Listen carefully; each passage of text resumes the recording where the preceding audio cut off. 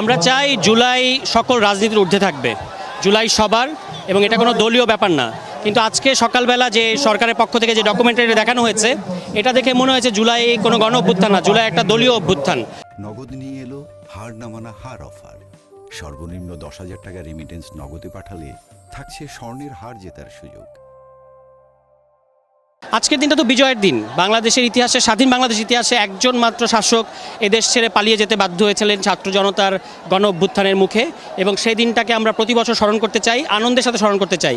গত বছর অন্তর্বর্তী সরকার এরকম কনসার্ট আয়োজন করেছিল, এবার আমরা সেরকম কোনো সরকারের পক্ষ থেকে কিন্তু সেরকম কোনো উদ্যোগ দেখি নাই। কিন্তু কালচারালি আমরা জুলাইকে অনেক বেশি ভাইব্রেন্ট রাখতে চাই, এ কারণে কিন্তু আমরা আজকে এটা আয়োজন করেছি একটা মনসুন কালচারাল অ্যালায়েন্স নামে একটা প্ল্যাটফর্ম থেকে, এবং এটা তারা আমাদেরকে যারা জানিয়েছেন তারা প্রতি বছর এটা করবেন। এবং এখানে ইতিহাস বিকৃতি ঘটানো হয়েছে, এখানে লং মার্চের কথা উল্লেখ নাই, এখানে 3 অগাস্টের ঐতিহাসিক এক দফার কথা উল্লেখ ছিল না, ছাত্র সমন্বয়কদের কথা উল্লেখ ছিল না, বৈষম্যবিরোধী ছাত্র আন্দোলন উল্লেখ ছিল না।